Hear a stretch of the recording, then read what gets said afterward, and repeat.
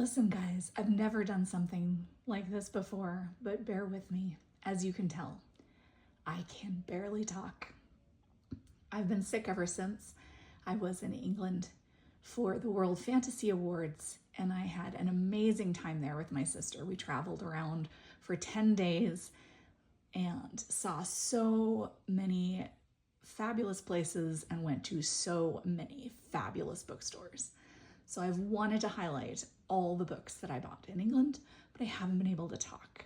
So I'm going to do one of those weirdly silent videos now where I'm going to show you my book haul from the UK, which was purchased over the end of October and the beginning of November 2025.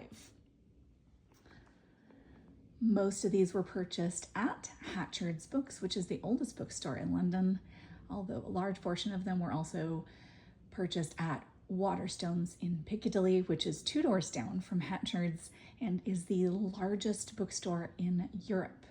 I also bought some things at P.G. Wells, which is the oldest bookstore in the UK and which is 2 doors down from Jane Austen's sister Cassandra's house, which is where Jane Austen passed her final days and where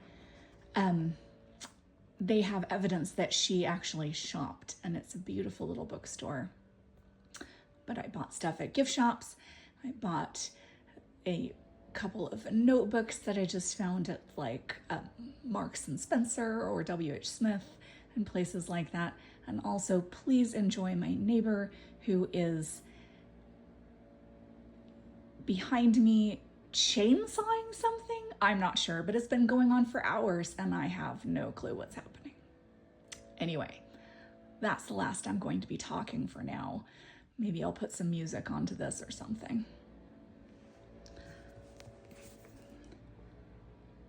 Okay, I can't not talk. It's weird. Okay, Darwin's Dragons by Lindsay Galvin. Tom's Midnight Garden, which I've always wanted to read, by Philippa Pierce. Westwood by Stella Gibbons, who also wrote Cold Comfort Farm, one of my all-time favorites. The Moonlight Market by Joanne Harris, whom I had the pleasure to meet at the World Fantasy Convention, and this is, of course, signed. This fabulous notebook, which I had to get and feel like I might write something amazing in, or just pour out all my brain drabblings, because this is so funny to me. More Joanne Harris, The Gospel of Loki, which I have an old, battered, used copy of, but had to get a new copy to get her to sign it.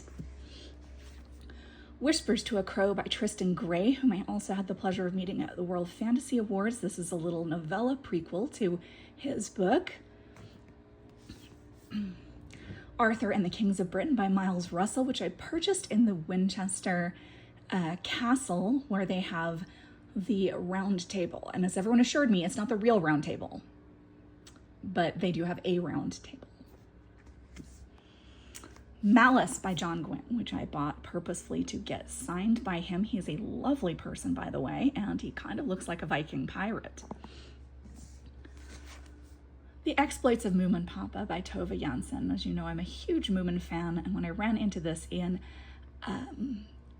Kensington Books, which is a tiny but precious little bookstore in London, right by the Victoria and Albert Museum. The House in Cornwall by Noelle Streatfeild. I'm a huge fan of her books, not just the ballet shoes, skating shoes books, but all of her stuff. And this is a reprint of a book that has not been in print for some time. The Summer War by Naomi Novik, which I know is available in this country, but it is a Waterstones exclusive edition, and I didn't know what that meant, so I had to have it. More Joanne Harris, The Testament of Loki, which of course I had to get signed. The Essential, Peter S. Beagle, Volume 2. My sister purchased Volume 1, which has foxes on the cover, and I got Volume 2 because it has a dragon on the cover. King Sorrow by Joe Hill. Joe Hill was there. We met him. He is a lovely human being. He's very cool. Also, of course, it is signed. And as he went to sign my book, he said, "I'm going to draw you a dragon." And I said, oh my gosh, how did you know? And he explained that I write books also about dragons, and we agreed that dragons are the best. And it was just funny because he wasn't drawing a dragon in everyone's book. He drew something else in my sister's and then looked at me and said, I'm drawing you a dragon. Somehow he knew. Wings of Starlight by Alison Saft, which, yes, I know is also available in this country, but I don't know. Books are cheaper there and they're not taxed, guys. I bought so many books just for that reason. This is the Lord Mallory and Queen Clarion romance that many of us who watched all of the Tinkerbell movies with our children or ourselves have been longing for many years. And I gotta tell you, I'm halfway through and it does not disappoint. There was just a hot makeout scene. Pixie Hollow is hoppin', and there is my Hatchards bookmark. This fabulous dragon notebook, which I have already begun writing a story in. It is something that I've been working on for a long time, and this notebook felt like the perfect way to write one of the characters' diaries. So this is the diary of someone key to a book I've been working on for many years. Michael Bond's Paddington at the Tower, which is also an exclusive to Hatchards, and I had to get it because, oh, this one's my sister's. This is a numbered edition, and mine is 1111 or 1111, and 1111 is called Cracks Day in our family because it looks like a series of cracks. November 11th, we celebrate as Cracks Day, and we usually have baked potatoes because my oldest son, explained to me when he was a little kid that on Cracks Day you get together, you say Happy Cracks Day, and you crack open a baked potato. So I had to get the Cracks Day Paddington at the Tower, but this is my sister's because it was handier because it's in my room because I keep forgetting to give it to her. And here is my beautiful Hatchards bag. So that is the first part of the books that I purchased in the UK. Rabbit, rabbit. It's the new year, and yes, my voice still sounds terrible, but I'm going to make a little video anyway and hopefully get it up soon. I recorded the first half of this video like a month ago, and it was books that I had bought in the UK on a recent trip, and I said I was going to upload it in time to do like sort of a Christmas gift guide, and I clearly did not. So anyway, here is my bedroom. I know you're all excited about this, but on the first day of any month, the first thing you say should be rabbit, rabbit for luck. And on the first day of a new year, you say rabbit, rabbit, rabbit. So we're gonna say rabbit, rabbit, rabbit right now, and we're going to make a little video in my room. Here is my latest medal from the Conqueror Challenges. I walked 200 miles around Transylvania, strictly for the medal. And I did the walk virtually because that's how I roll. I've also done Wales, around the coast, I've done the fjords of Norway, and I thoroughly enjoy the Conqueror Challenges, by the way, so if you're ever thinking about that, please enjoy them. And here is my bedside table and my much depleted books because I put most of them on the bed. There's the overflow basket, there's the library cart. These are my immediate to reads. So let's talk a bit about that. These are an assortment of things that I both got for Christmas, am reading right now, I'm planning to read very soon, and also what the family kind of got for Christmas book-wise. I don't know. I thought it would be interesting. There is our friend Figment. This is the new Figment that Santa Claus just brought me. He's wearing his Christmas sweatshirt. I actually have the matching sweatshirt. I got it last year and I was very excited about this. These are my new Christmas sheets and I like them very much. And this is a Sandra Boynton dinosaur. So jumping right into books that Jessica recommends, of course, Sandra Boynton is just the best for board books. Accept no substitutes. Boynton all the way. And is this not the cutest thing? This is apparently from Kohl's. My 13-year-old loves dinosaurs, so even though this is a bit babyish for him, my sister had to get it because it's one of her newer books, Dinosaur Dance, that we didn't have. Super cute, and look how cute and soft this plush toy is. He is just amazing. This would be the perfect gift for a little kid, a baby. Look how cute that is. Also, she gave him this, which I'm jealous of and may steal. It is a wooden batarang that you can use to put your thumb in and help you hold a book open when it's in your hand, so that you can like kind of slide down and keep your place open in the book easier. And I covet this. What am I reading right now? Right now, I am reading The Mighty Bite Hog Rocket Ruckus by Nathan Hale. It is super fun already. I love this series about the Mighty Bite. This is the third one. Hilarious. So fun. I always love Nate's art and his weird sense of humor. These are so great. So I am also listening to the audiobook and reading along with The Blackfire Blade, The Last Legacy, book 2 by James Logan. I discovered The Silver Blood Promise, which was the first one and also his first ever published book last year while I was reading for the World Fantasy Award, and it absolutely delighted me. Such a fun book, especially if you are a Brandon Sanderson fan, you will go nuts for these books. Yes, a fun, quirky sense of humor. They're not super, they're not R-rated at all, honestly. There's not, bad swearing or anything like that in them. And I just love the main character. Lucan and Flea are so great. I just, this very minute, finished The Summer War by Naomi Novik. A very cool novella. Just gorgeous. Just sort of a gorgeous fairy tale, in the sense of the word of, they're dealing with actual fairies, with the summer folk, and they don't have the same rules and morals that human beings have. And it was so interesting, and I just loved it. And of course, I had to use my Green Man bookmark that I bought in the UK to mark my place in that book while I was reading it. And isn't it beautiful as silk? Oh, pretty bookmarks. I figment. So these are some books that I have recently purchased for myself and for others, or have been purchased for me. Let's talk, because they're all books that I want to read very, very soon. Westfallen by Anne Brashears and Ben Brashears, a brother and sister duo, and you may know from the Sisterhood of the Traveling Pants. This is sort of an alternate reality, World War II if the Nazis won the war type of thing, which always interests me, and I know there's already a sequel either out or coming very, very soon. It looks really good. I picked it up at Barnes & Noble. It was like a Barnes & Noble young adult pick or something like that.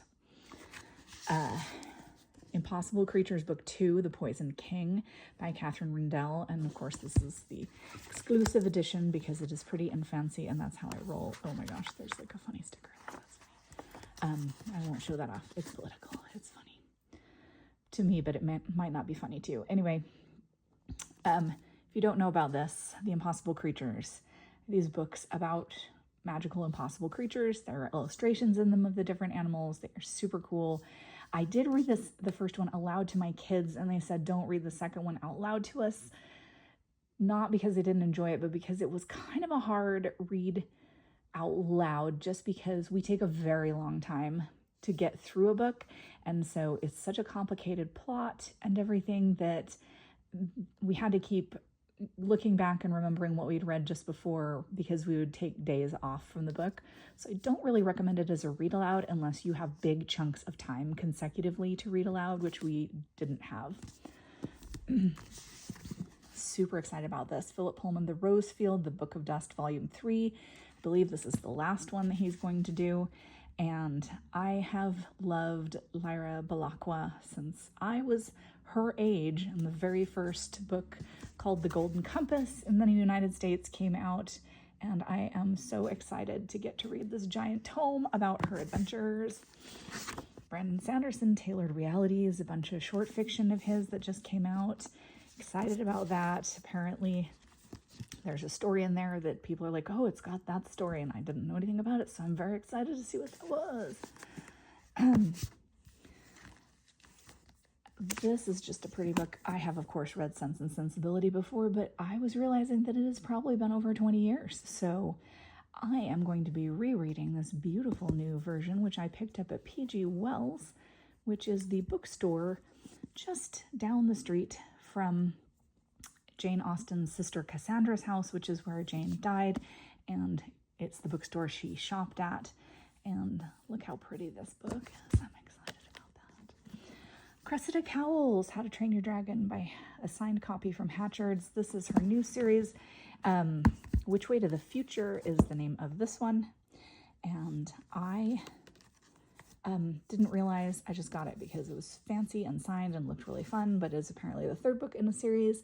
And so I am getting the first two and trying to find like also British copies like from used bookstore so that I can have continuity in my covers. Disney Adults, I just finished this actually, by A.J. Wolfe, exploring and falling in love with a magical subculture. A.J. Wolfe is the founder of the Disney food blog, who goes around to all the Disney parks, especially Walt Disney World, and she checks out the new food offerings and specialty items for holidays and even merchandise and things like that. And she's just super fun and delightful, but she did a deep dive into the Disney adult culture and like who these people are, why do people find them irritating, you know, and what are some changes to the parks that have been made recently or that have come about because of Disney adults. And it was really interesting. And she has a very fun, breezy style of writing that's very similar to someone posting on Instagram or writing in a blog or something like that. So if you like that, that is very cool. And also this book is pretty and has like raised sparklies on it. So if you're into that kind of thing, it's fun. North is the Night by Emily Rath. This just looks gorgeous and the story looks so fun and interesting, especially if you, like me, are really into like Nordic fairy tales and stuff. I was actually sent this for the World Fantasy Award. Unfortunately, it came too late to me for it to be considered for the award, but I was like, well, I will be putting this beauty aside for my own reading pleasure. And I'm excited to get to that soon. The House of Fear by Marissa Meyer. If you know who Marissa Meyer is, you'll know why I obviously had to have this, because not only is she a delightful human being in person, but she is also a great writer. This is her new book. It is a retelling of the Bluebird fairy tale, which is super creepy, and I love it. It looks so good. I just found this at Barnes & Noble when we were there the other day. Growing Home by Beth Ferry, and it is illustrated by there's a sticker, but it's the Brothers Fang. I didn't want to get that wrong. Or Fan, sorry. The Brothers Fan is how they're listed. I love the Brothers Fan. They have done some very cool picture books. And this is an illustrated novel for like middle grade readers that just looks really delightful. So this is Which Way to Anywhere. I think it's the first book in that series I was just talking about by Cressida Cowles. And so, oh my goodness, it's a used copy. And it was sent to someone by her grandparents for Christmas in 2023. Oh dear. It just came in the mail just now from a used bookstore. And oh dear, someone got rid of their Christmas present from 2023. Hope Merely's Blood in the Mist. This has been highly recommended to me for several years by like sort of fantasy diehards that are like, this is old school, you will love this, and look at this gorgeous edition I picked up in the UK. I hate the fact that it has an introduction and all these quotes on it from Neil Gaiman, but I'm still really looking forward to this, and the cover is beautifully embossed. Also just found this at a recent trip to Barnes & Noble. The Pirate King, Sean Kingsley and Rex Cowan, The Strange Adventures of Henry Avery and the Birth of the Golden Age of Piracy. That looks so interesting.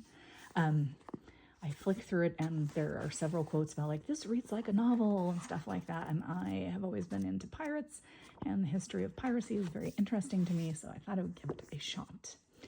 Just finished rereading this. Have not read it since 2019 when I first discovered it. Had forgotten how incredibly delightful it is. The Great Christmas Knit-Off by Alexandra Brown. Super fun, sort of a rom-com, but light on the rom and more sort of a woman getting her shiz together, if you will, with lots and lots of knitting set in a charming little English village that she has set other stories in, and just really fun, just a fun Christmas read. Why We Get Sick. I also just read this on the recommendation of one of my several doctors who are keeping me alive.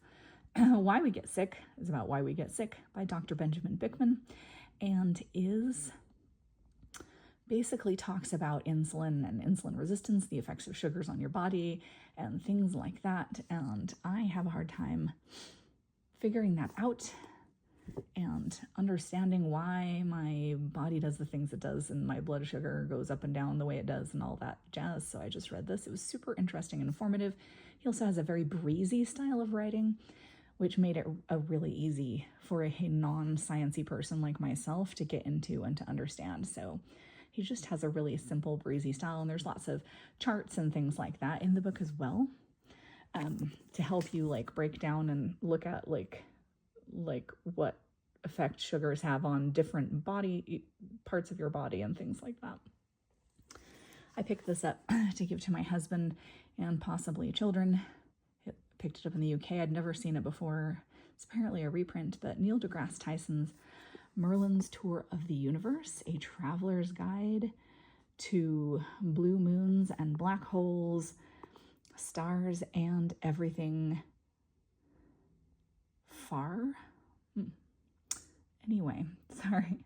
It looks really good, really interesting, just sort of guide to like different aspects of the universe and stuff for the non-scientific person, and I thought that looked really interesting. I just got this for my youngest, who is 13, Vanishing Treasures, a bestiary of extraordinary endangered creatures. Catherine Rendell. This is a nonfiction book by the person who did Impossible Creatures. It's supposed to be very good. It's a look at real animals on our world that seem like they might be fantastic creatures, and they are all sadly endangered, and he gets really into that. He has thought about being a paleontologist or being, there's the Greenland shark, creepy thing, or being a large animal or a wild animal zoologist or vet. So this is also what he got for Christmas because he is also super into cars. Car, the Definitive Visual History of the Automobile by DK. He's very excited by that. This is my new bookmark I picked up at the Nutcracker Ballet of the Rat King. Very jazzed about that. He is shiny and exciting and pointy in parts. Northanger Abbey. I picked this up as well at P.G. Wells in Winchester in the UK. Basically, I got Sense and Sensibility and Northanger Abbey, and then asked my daughter which one she would prefer. She chose Northanger Abbey because I'd forgotten that last Christmas I gave her a fancy copy of Sense and Sensibility. Haha. So, isn't it so pretty though? My goodness. Also picked her up this, one of her favorite books, everyone's favorite book in this house, honestly, The Hitchhiker's Guide to the Galaxy by Douglas Adams. But this one is an anniversary, the 42nd anniversary edition, illustrations by Chris Riddell, which is just so fun and cool. I just love him. So that's the ravenous bug bladder beast of Trawl. So thought that was super fun. But again, I'm sorry. I swear to you, it was so hard to find things in the UK. I swear every book in the UK for sale has been blurbed by Neil Gaiman at this point. And I'm just like, I don't want that part of it. Please. Anyway. How Six Found Christmas I just picked up at the King's English. I always like to get a couple of new Christmas books every year. By Trina Sharp-Hyman. This is a reprint of an older book of hers and done in such a beautiful little edition. It's this beautiful little fable about this little girl named Six and going out on a journey to discover what Christmas is. It's fully illustrated in color by Trina Sharp-Hyman and has these beautiful creatures in it, and it's just such a fun story. It feels very old-fashioned, even older than it actually is, and I loved it, and it was a really fun read aloud. Our other new picture book of the year, or Christmas book of the year, was The 13th Day of Christmas by Adam Rex. This was delightful, and if you've ever been like, why are there so many birds in the 12 Days of Christmas or something like that? Well, this answers your question. Super fun, modern setting, really cute. I liked it a lot. Okay, so in our house, we also do Jólabókaflóð, which is the Icelandic Christmas book flood, but I like to do it on January 1st. So on January 1st, I give everyone in the family a new book, And I also usually get a book for the family to read aloud. So this year, for my 13-year-old, The Car by Gary Paulson, which I looked into, trying to find him something that would meet his current hobbies and interests. And this looked so interesting. It's about a 13-year-old boy, which he is, who builds himself a car and takes off across the country, essentially. And it looks so good. I might have to read that after he does. To read aloud to the family, I got us The 101 Dalmatians and The Starlight Barking, which is the sequel to 101 Dalmatians by Dodie Smith. I read The 101 Dalmatians, eons ago as a child, and I really liked it. I had no idea the sequel even existed until a few years ago. It's quite hard to find, but I found this in the UK, 2-in-1, and I'm really looking forward to reading it out loud. I myself got Lead in the Mist for myself for Yola Book of Flood, and my husband got a fancy anniversary edition of Fahrenheit 451 because about 2 weeks ago I discovered that my husband has never read Fahrenheit 451 and I about died. He has to have it, obviously. And for our daughter, I had been saving this from the UK as well. Connie Willis, Time is the Fire, the best of Connie Willis. The Sci-Fi Masterwork series that I found over there, and I just thought this looks so great. It's a bunch of her best short works, and she and I are both big Connie Willis fans, but she's never read any of her short stories. She's only read like The Road to Roswell and things like that. She has read the Christmas short stories, but thought it was time to get her into Connie Willis's other short stories, excuse me. Then also, just for a Christmas book for me to read, I read it and now I passed it on to my daughter to read because I just loved it. The Afterlife of Holly Chase by Cynthia Hand, which is a sort of modern, it is literally a modern Christmas carol. It is what happens to someone who is supposed to be, that year's Scrooge is supposed to be reformed and doesn't get reformed. And it's really cute. It's a teen book. It seems like it's going to be a bit of a romance, but then it sort of isn't. It's very interesting that way, and I liked it a lot. And she also got A Good Girl's Guide to Murder by Holly Jackson, which all her friends are raving about, and I had never read either, so I think I'm going to have to borrow that when she is done with it. And Lifelike by Jay Kristoff, which is one of the few books of his that I have never read, so I may also have to borrow this after she is done. So there you have it. There are the books that have recently begun to fill my home. There's Figment. There's little Foxy there that I use as an armrest in the night. There is my husband's weighted capybara Steve, curled up in a minky blanket. There is our new dinosaur friend. And there are all the books in the room. Rabbit, rabbit,